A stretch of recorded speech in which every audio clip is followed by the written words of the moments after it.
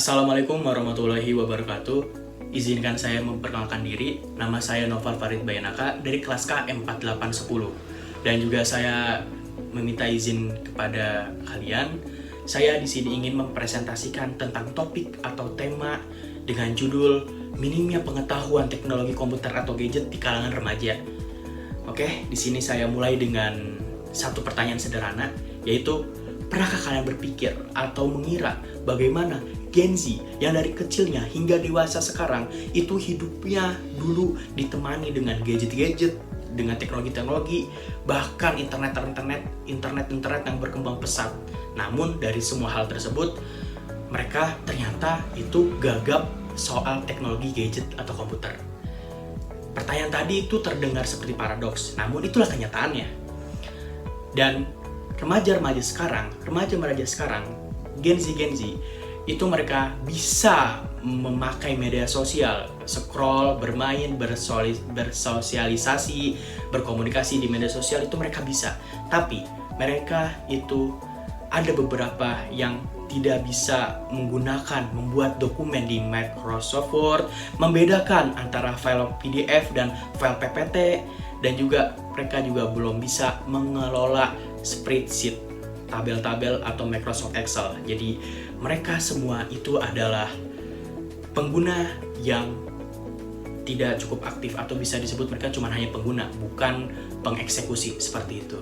Di sini kita berhenti sejenak dan bertanya, apakah generasi muda kita benar-benar melek teknologi atau hanya melek gadget?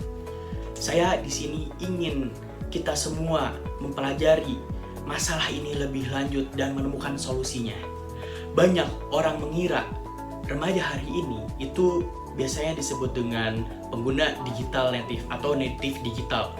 Namun menurut buku yang berjudul Dampak Teknologi Terhadap Kehidupan Rohani Anak dan Remaja, penggunaan teknologi secara pasif seperti menggunakan Instagram, TikTok itu tidak menjamin literasi digitalnya dengan baik.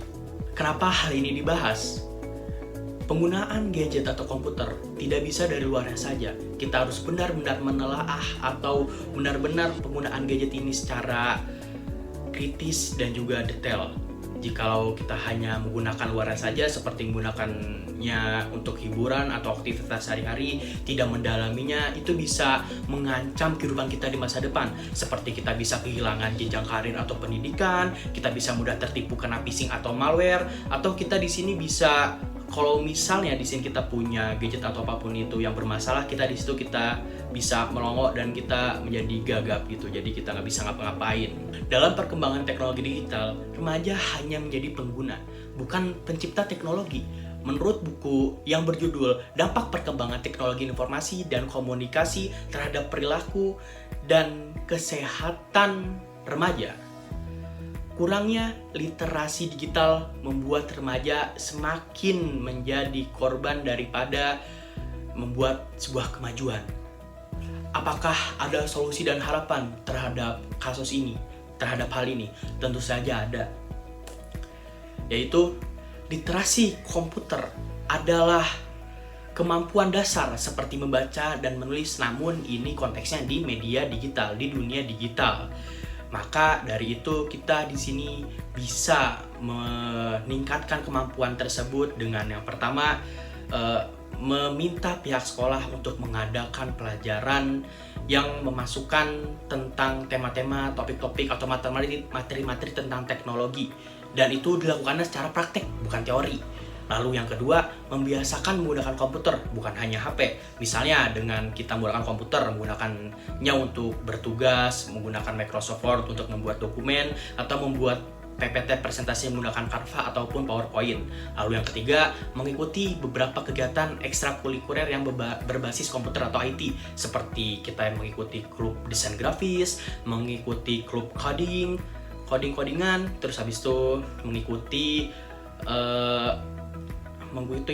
digital marketing, dan itu semua bisa mengembangkan soft skill kalian.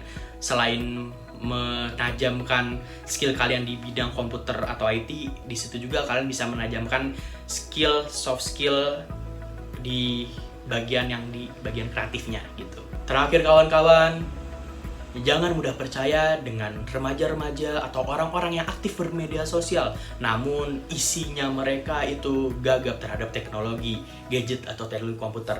Memiliki gadget tidak berarti mahir memakai komputer atau gadget juga. Sebagai mahasiswa, kita harus memberikan arahan, memimpin, dan mendampingi generasi muda agar mereka tidak hanya menjadi pemakai dalam dunia digital, tetapi juga mereka pemain aktif atau bahkan mereka bisa menjadi pelopor. Kita harus mulai dengan diri kita sendiri. Selain menonton TikTok, scroll TikTok, bermain Instagram, kalian bisa belajar dasar-dasar Excel ataupun buat presentasi menggunakan PowerPoint atau Canva.